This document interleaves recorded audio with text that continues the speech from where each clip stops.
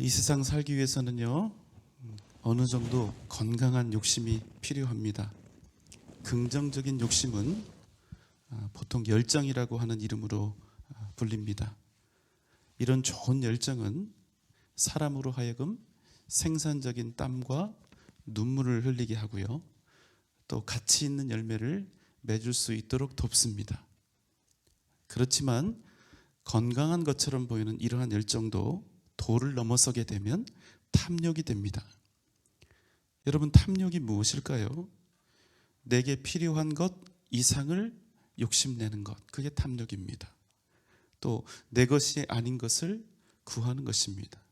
남의 것을 내 손에 쥐기를 원하는 것입니다. 그것이 탐욕입니다. 어떤 분들은 이렇게 말씀하실 수도 있겠습니다. 갖고 싶은 것, 원하는 것 구하는 것이 뭐가 그렇게 잘못됐나, 이렇게 항변하고 싶으신 분도 혹 계실지 모르겠습니다만, 그럼에도 한 가지 분명한 것은 탐욕은 반드시 멸망을 향해 나아가는 지름길이 된다는 사실입니다. 우리 마음속에 욕심이 생기면 우리 인간이 가지고 있는 비굴하고도 만족할 줄 모르는 이 죄악이 적극적으로 활동하게 됩니다. 다른 사람들을 해칠 뿐만 아니라 자기 자신도 해치게 됩니다. 영국의 심리학자인 멜라니 클라인은 탐욕에 대해서 이렇게 설명을 했습니다. 탐욕은 엄마의 젖을 완전히 말라 없어질 때까지 개걸스럽게 빨아대는 것이다. 처음 가진 목적은 상대가 가지고 있는 것을 내 것으로 얻고자 하는 그런 욕심에서 시작이 되지만, 결국에 탐욕은 상대방을 완전히 파괴하는 그런 결과를 초래하게 된다는 것입니다. 그런데 여러분, 아기가요, 엄마 젖이 완전히 말라 비틀어질 때까지 계속해서 엄마 젖을 빤다고 생각을 해보세요. 그래서 엄마가 결국에 죽게 되면 어떻게 됩니까? 아기도 죽는 것입니다. 그래도 멈출 수 없는 것, 그것이 탐욕이고 욕심이 되는 것입니다. 사람이 탐욕스럽게 되면 아무것도 보이지 않게 됩니다. 다른 사람이 죽든지 말든지 상관하지 않습니다. 심지어는 자기가 죽는 것도 보이지 않습니다. 욕심에 사로잡히게 되면 탐욕은 그 탐욕을 부리고 있는 그 죄인의 목을 꽉 옥죄어서 타락과 멸망으로 끌고 갑니다. 욕심에 빠지면 자신에게 닥쳐온 가장 기본적인 상황을 파악할 수 있는 그 능력도 다 잃어버립니다. 그저 자기 손에 넣을 무엇인가에 모든 마음을 집중하게 되는 것입니다. 그 결과 자기가 어떤 지경에 빠져 있는지를 놓치고 결국 멸망에 이르게 되는 것이지요. 마치 이것과 같습니다. 장기를 둘 때 상대편 말을 보니까 내가 한수만 딱 움직이면 아주 큰 녀석을 먹을 수 있을 것 같아요. 그래서 내가 잡아먹을 그 말만, 상대편의 말만 이렇게 생각하다가 더 큰 것을 먹히게 될 것을 전혀 깨닫지 못하는 것과 같습니다. 그러면 어떻게 됩니까? 내가 욕심낸 것보다 훨씬 더 큰 것을 잃게 되는 것이지요. 그래서 여러분, 탐욕은 사람을 망칩니다.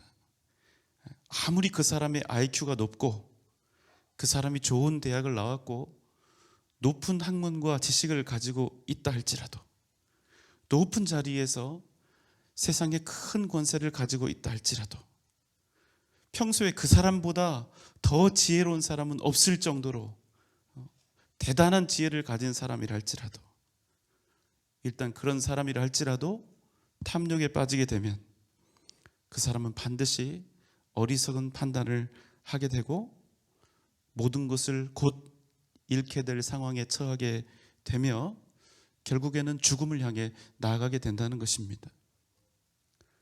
오늘 이 자리에 계신 여러분들은 어떻습니까? 혹 지금 건강하지 않은 욕심, 하나님께서 기뻐하시지 않는 그 욕심을 내고 계시지는 않습니까? 그런 욕심에 사로잡혀 계시지는 않는지요? 혹 내 분수에 맞지 않는 무엇인가를 욕심내고 있거나 내가 하나님의 뜻을 생각하면 도저히 구해서는 안 되는 것을 구하고 있거나, 하나님보다도 내가 더 사랑하고 더 바라고 욕심내는 것은 없는지, 그 무엇인가 하나님보다 더 사랑하고 탐내는 것은 없는지, 애가 타고 있는 것은 없는지, 한번 여러분 이 시간 조용히 각자를 돌아보시는 시간이 되면 좋겠습니다. 우리는 그것들을 내려놓아야 합니다. 그 욕심들을 내려놓아야 합니다. 그래야 진정으로 복된 삶을 살아갈 수 있게 됩니다. 그래야 우리가 비로소 온전히 믿음의 길을 걸어갈 수가 있게 됩니다. 여러분, 우리는 반드시 탐욕을 버려야 합니다. 그래야 우리가 습관에 젖어든 그런 기계적인 신앙이 아니라 살아계신 하나님을 만날 수가 있게 되는 것입니다. 여러분, 아멘입니까? 오늘 우리가 함께 나눌 말씀은 바로 이 욕심, 탐욕에 관한 것입니다. 마태복음 20장 20절의 말씀입니다. 그때에 세베대의 아들의 어머니가 그 아들들을 데리고 예수께 와서 절하며 무엇을 구하니? 세베대의 아들의 어머니가 그 아들들을 예수님께 데리고 와서 극진히 절을 합니다. 여러분, 이 모습이 상상이 되십니까? 주님께 공손히 인사드리는 것이야 얼마든지 좋은 것이지만 절하는데 다른 목적이 있었다는 게 문제지요. 자기 아들들을 데리고 주님께 와서 절을 하는데 그 이유가 뭔가를 구하기 위함이었다는 사실입니다. 세베대의 아들들의 어머니, 여러분 그 사람 누굴까요? 세베대의 아들은 누굽니까? 야고보와 요한이죠. 그런데 그 시대에도 치맛바람이 있었나 봐요. 자, 이 여인은 어떤 사람이냐면 주님께서 갈릴리에서 사역하실 때 주님 가장 가까운 곳에서 주님을 극진히 섬겼던 여인들 중에 한 명입니다. 주님께서 십자가에 못 박히셨을 때 그 십자가 아래에서 주님이 외치시는 그 비명소리를 다 듣고 가슴을 찢었던 여인이고, 주님이 흘리셨던 그 피와 땀의 그 방울들을 다 그 밑에서 맞았던 여인입니다. 안식일 다음 날 예수님의 시체에 향유를 바르기 위해 무덤으로 가장 먼저 달려갔던 여인 중에 한 사람입니다. 제자들도 주님과 조금이라도 연이 있으면 잡혀 죽을까 두려워해서 모두 다 주님을 떠나버렸던 그때, 그럼에도 자신의 생명을 걸고 주님의 곁을 여전히 지켰던 그 여인 중에 한 명이 바로 이 세베대의 아들들의 어머니가 되는 것입니다. 그 누구보다 주님과 아주 가까운 밀접한 친분을 가지고 있었던 여인이고, 그 누구보다 주님을 사랑했고 충성심이 가득했던 그런 사람입니다. 그런데 지금 이 여인이요, 주님께 구하는 것이 무엇입니까? 혹시 자기의 두 아들이 주님과 함께 십자가의 양옆에 영광스럽게 매달리는 것을 원했던 것일까요? 이 어미는 다 큰 아들 둘을 데리고 와서 지금 주님께 무엇을 구하고 있는 것일까요? 21절의 말씀입니다. 예수께서 이르시되 무엇을 원하느냐? 이르되 나의 이 두 아들을 주의 나라에서 하나는 주의 우편에 하나는 주의 좌편에 앉게 명하소서. 절하며 무엇인가를 구하고 있는 이 두 아들의 어미를 향해 주님께서 물으셨습니다. 내가 무엇을 원하느냐? 이에 이 어미가 대답을 하지요. 주님, 나의 이 두 아들을 주님의 나라에서 주님이 왕이 되시면 하나는 주님의 우편에 하나는 주님의 좌편에 앉게 해 주십시오. 지금 이들은 잔뜩 기대에 부풀어 있습니다. 이제 곧 주님의 나라가 온다. 이제 조금만 있으면 우리 주님이 이 땅의 왕이 되신다. 유대인의 왕이 되신다. 이에 그 누구보다도 발빠르게 주님 앞에 나와서 자신들이 원하는 것에 대해서 요구하고 있었던 것입니다. 여러분 어떻습니까? 인간적으로 볼 때 지혜로운 일입니까? 아니면 어리석은 일입니까? 예, 그렇죠. 맞습니다. 또 어떤 분들은 어리석은 일이라고 생각하실 수도 있겠지만 우리가 그 입장이 대부분 달라요. 만약 우리에게 이런 기회가 온다면 어떻게 하시겠어요?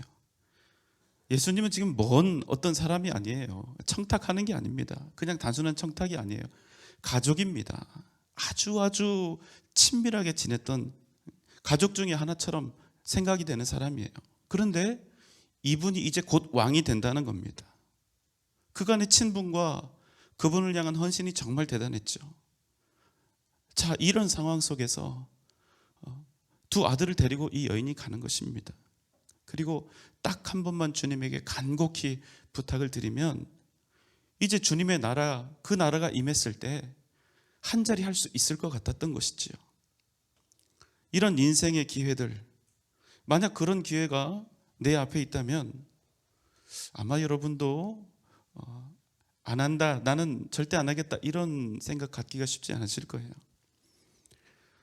지금 세베대의 두 아들에게도 이런 기회가 찾아온 것입니다. 3년 동안이나 예수님을 아주 충성스럽게 좇았습니다. 그의 어미 역시도 마음을 다해서 주님 곁을 섬겼습니다. 그러니까 말하자면 이제 주님의 나라가 임하고 주님이 왕이 되면 이들이 개국공신이 되는 거예요. 그럼 주님 나라가 임했을 때 잘 좀 부탁드립니다. 이 정도 부탁은 할 수 있는 거 아닙니까? 자, 여러분 어떻습니까? 우리가 상황을 잘 봐야 합니다.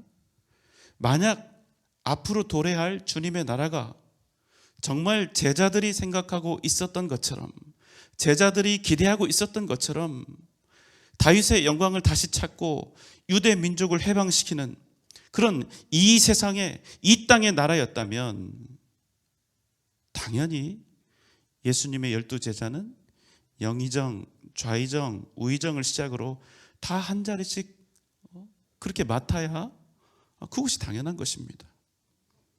우리가 세상적인 눈으로 보아도 얼마든지 그럴 만한 자격과 상황이 있습니다.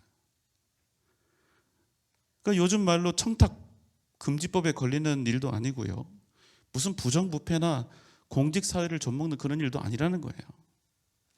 물론 보기에는 안 좋지요. 제자들끼리 싸우고 있으니까. 그렇지만 여러분, 당시에는 이 일이 가능했던 일입니다. 불법이 아니었다는 거예요. 그리고 여러분, 재밌는 사실은 뭡니까? 어차피 다른 제자들도 주님께 원했던 것이 똑같았다는 사실입니다. 세베대의 이 두 아들과 그들의 어미만 이런 마음을 가지고 있었다는 게 아닙니다. 그래서 여러분, 그들이 어땠습니까? 계속해서 싸우고 있잖아요. 누가 더 크냐? 이 문제를 가지고 끊임없이 싸우면서 지금 예루살렘 앞에까지 온 거예요. 왜요? 이 싸움에서 이겨야 자기 자리가 생기니까, 더 높은 자리가 생기니까. 이 때문에 발걸음이 예루살렘에 가까워질수록 제자들 사이에서는 보이지 않는 암투와 신경전이 계속 벌어지고 있었던 것입니다. 단지 이 두 형제와 그들의 어미가 선수를 친 것이죠.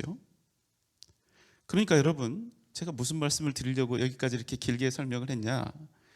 단지 이들이 주님께 이런저런 부탁을 했던 것, 그 사실 하나에 꽂혀서 성경 말씀을 오해하면 안 된다는 겁니다. 진짜 문제는 이게 아니라는 거예요. 자, 그럼 20절 말씀을 우리가 다시 보겠습니다. 20절 말씀입니다. 그때에 세베대의 아들의 어머니가 그 아들들을 데리고 예수께 와서 절하며 무엇을 구하니. 예, 여러분 앞에 뭐라고 돼 있습니까? 먼 때, 그때. 여러분, 그때가 언제일까요? 이제 앞에 내용을 봐야 되겠죠. 주님께서 제자들에게 말씀하셨습니다. 마태복음 20장 18절 19절 말씀입니다. 보라, 우리가 예루살렘으로 올라가노니 인자가 대제사장들과 서기관들에게 넘겨짐에 그들이 죽이기로 결의하고 이방인들이 넘겨주어 그를 조롱하며 채찍질하며 십자가에 못 박게 할 것이나 제3일에 살아나리라. 주님이 말씀하셨습니다. 제자들아, 보아라. 우리가 이제 예루살렘으로 올라가게 되는데 내가 대제사장들과 서기관들에게 넘겨질 것이며 나를 조롱하고 채찍질하여 십자가에 못 박게 할 것이다. 그러나 제3일에 내가 다시 살아날 것이다. 여러분, 그러면 그때는 언제입니까? 주님이 당신이 십자가에 못 박혀 죽으실 것을 말씀하신 바로 그때. 예루살렘 입성은 왕위에 등극하기 위해서 가는 길이 아닙니다. 죽으러 가시는 것입니다. 그런데 제자들에게 아무리 주님께서 당신이 당하실 이 순환에 대해서 말을 해도 아무런 소용이 없는 거예요. 들을 생각이 없는 겁니다. 그저 지금 그들의 마음속에는 주님이 예루살렘 들어가서 왕 되면 내가 무엇을 얻을까? 이것만 생각하는 거예요. 그래서 20절, 그때는 언제냐? 주님께서 이제 고난을 당하시고 죽으실 것을 말씀하신 바로 그때 어떤 일이 일어났느냐? 야고보와 요한 그리고 그들의 어미가 주님 앞에 딱 나와서 하나는 주의 우편에 하나는 주의 좌편에 앉게 해달라 이렇게 요구한 것입니다. 여러분, 진짜 문제는 여기 있습니다. 단지 주님께 자리 부탁한 일, 그것이 문제가 아니라 주님께서 당신이 죽으실 것을 말씀하셨던 바로 그때 그들은 세상에 대한 탐심과 인간적인 욕심에 눈이 완전히 멀어버렸다는 겁니다. 여러분, 잘 들으십시오. 우리 인생이 인간적인 욕망과 탐심으로 가득 차게 되면 주님도 안 보이고 주님의 뜻도 안 보이고 무엇이 하나님의 뜻인지도 안 보이게 된다는 것입니다. 이렇게 아무리 목사가 설교 말씀을 전해도 안 들린다는 거예요. 자기가 딱 듣고 싶은 부분만 듣는 겁니다. 더 이상 그 사람의 인생에 천국이 없는 것입니다. 주님께서 그들을 보실 때 얼마나 답답하셨을까요? 22절의 말씀입니다. 예수께서 대답하여 이르시되 너희는 너희가 구하는 것을 알지 못하는도다. 내가 마시려는 잔을 너희가 마실 수 있느냐? 그들이 말하되 할 수 있나이다. 주님이 말씀하셨습니다.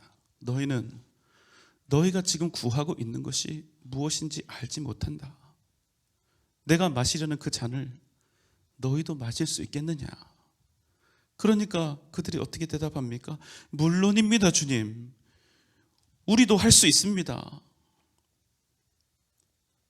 여러분, 우리 주님께서 죄와 사망의 권세를 이기시고 하나님의 나라를 완성하실 그때 주님의 우편과 주님의 좌편이 의미하는 것은 무엇입니까? 도대체 주님이 이제 마시려고 하시는 그 잔은 무엇입니까? 십자가의 고난과 죽음, 쓰디쓴 저주의 잔이 아닙니까? 주님께서는 그런데 이게 무슨 잔인지, 이 좌편과 우편이 무엇을 의미하는지 이미 바로 직전에 말씀하신 것이지요. 그렇지만 탐욕에 완전히 눈이 멀어버린 이 두 형제는 할 수 있나이다, 우리가 할 수 있나이다, 이렇게 소리 높여 대답하고 있는 것입니다. 실제로는 다 도망갔죠. 왜 그런데 할 수 있다고 대답합니까? 정말로 주님에 대한 사랑과 그 충성심 때문에 그런 것입니까? 아니요. 지금 대답을 제대로 해야 나중에 주님의 나라에서 높은 자리, 제대로 된 자리 확보할 수 있으니까. 결국 이 대답도 탐욕이란 말입니다. 23절의 말씀입니다. 이르시되 너희가 과연 내 잔을 마시려니와 내 좌우편에 앉는 것은 내가 주는 것이 아니라 내 아버지께서 누구를 위하여 예비하셨든지 그들이 얻을 것이니라. 주님이 말씀하셨습니다. 너희가 정말로 과연 내가 마시는 잔을 마실 수 있겠느냐? 너희가 이 잔을 마신다 할지라도 내 좌우편은 내가 주는 것이 아니라 하나님 아버지께서 예비하신 그들에게 주실 것이다. 24절의 말씀입니다. 열 제자가 듣고 그 두 형제에 대하여 분이 여기거늘. 두 형제가 하는 말, 이 두 형제의 어미가 하는 요청들, 그리고 주님께서 답하시는 데까지 듣고 있었던 이 제자들은 열렬히 분노하기 시작합니다. 왜 그들이 분노합니까? 그들의 마음도 이미 탐욕으로 주님의 나라를 이루었을 때, 그 나라에 들어갔을 때 무엇을 얻을 것인지 그 탐욕으로 이미 가득 차 있었기 때문입니다. 여러분, 지금 우리가 이 사건을 통해서 보고 있는 것이 무엇입니까? 주님과 더불어 3년을 밀착하며 그 삶을 함께 했던 그 주님의 제자들, 그 누구보다 주님을 사랑했다 자부했던 사람들, 그 누구보다 주님을 열심히 섬기며 그분의 뜻에 순종했던 사람들, 최고의 헌신과 충성을 다했던 사람들. 그러나 여러분, 그들조차도 세상을 향한 욕심과 탐욕 앞에서 그 모든 헌신과 충성을 다 무용지물로 만들어버렸다는 사실입니다. 지금 이들에게는 욕심 말고는, 세상에 대한 탐욕 말고는 아무것도 없는 것입니다. 여러분, 지금 이 사람들을 보면 하나님의 나라가 이 사람들에게 있는 것 같습니까? 이 사람들에게 영원한 생명에 대한, 또 구원에 대한 기대가 있는 것처럼 보이십니까? 서로 사랑하라 하셨던 주님의 사랑이 이들 가운데 지금 조금이라도 남아 있습니까? 없어요. 하나도 없습니다. 왜 그렇습니까? 그들에게 있었던 그 탐심이, 탐욕이 그들에게 이미 주어졌던 하나님의 나라를 온통 다 빼앗아 가버렸기 때문입니다. 골로새서 3장 5절의 말씀입니다. 그러므로 땅에 있는 지체를 죽이라. 곧 음란과 부정과 사욕과 악한 정욕과 탐심이니 탐심은 우상 숭배니라. 그 앞쪽에 있는 내용, 골로새서 3장 1절 이하의 말씀은 이렇습니다. 그러므로 너희가 그리스도와 함께 다시 살리심을 받았으면 더 이상 땅의 것을 생각하지 말고 위의 것을 생각하라. 왜 여러분, 우리가 땅의 것이 아니라 위의 것을 생각해야 합니까? 그것은 우리가 이 땅에 속한 사람들이 아니라 하늘에 속한 하나님의 사람들이기 때문입니다. 하늘에 속한 하나님의 백성들이 세상의 것들을 구하며 살면 결단코 하나님의 자녀로서의 복된 삶을 살아갈 수가 없는 것입니다. 그래서 방금 전에 읽었던 5절은 이렇게 말씀하고 있는 것입니다. 그러므로 땅에 있는 지체를 죽이라. 땅에 있는 지체는 무엇입니까? 그것은 곧 음란과 부정과 사욕과 악한 정욕과 탐심이라. 무슨 말씀입니까? 음란과 부정과 사욕과 정욕과 탐심을 이 가슴에 품은 채로는 결단코 하나님의 나라를 볼 수 없다는 것입니다. 특히 골로새서의 말씀은 그 중에서도 탐심을 무엇이라 말합니까? 탐심은 우상숭배니라. 그런데 여러분, 왜 굳이 콕 집어서 이 탐심을 우상숭배라고 이렇게 정의하고 있을까요? 이 세상 만물의 주인이신 창조주 하나님으로도 결코 그 사람이 만족할 수 없게 만들기 때문입니다. 하나님이 아니라 세상을 탐하고 세상으로 만족하는 사람으로 떨어지게 해버리기 때문입니다. 여러분, 이 세상에서 사람의 탐욕을 가장 크게 자극하는 것이 무엇일까요? 돈입니다. 돈이죠. 여러분, 한번 대답해 보십시오. 하나님이 큽니까? 돈이 큽니까? 하나님과 돈 중에 누구를 믿고 살아야 합니까? 맞습니다. 하나님입니다. 우리가 정답을 너무나 잘 알고 있어요. 그러나 여러분, 안타깝게도 하나님을 믿는 우리에게조차 돈은 때때로 아주 가끔 하나님보다 더 크고 능력 있는 존재가 된다는 거예요. 우리에게. 그래서 우리가 입으로는 하나님을 주권자요 절대자라고 고백하지만 우리의 삶은 모조리 다 돈에 매여 있는 것입니다. 우리는 여러분, 돈을요 하나님처럼 숭배하고 있는 것입니다. 하나님의 말씀이 우리 삶을 좌지우지하는 것이 아니라 돈이 우리의 삶을 마음대로 하고 있다는 사실, 여러분 깨닫고 있습니까? 눈치채셨어요? 돈이 좀 될 것 같으면 하나님도 모릅니다. 돈이 벌릴 것 같으면 하나님의 뜻이고 뭐고 보이지 않습니다. 조금이라도 금전적인 해가 생길 것 같으면 더 이상 주님의 백성처럼 생각하거나 판단하지 않습니다. 그때만큼은 세상 사람들과 똑같아지는 거예요. 왜 그렇습니까? 돈이 주님보다 더 힘이 있고 돈이 주님보다 더 믿을 만하다고 우리가 그렇게 생각하기 때문입니다.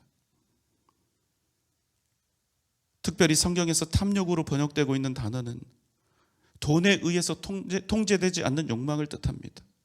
아무리 많은 것을 쏟아붓고 많은 것을 얻는다 할지라도 도저히 다스려지지 않는 욕망, 그것이 바로 탐욕인 거예요. 아주 강한 욕망을 뜻하는 단어입니다.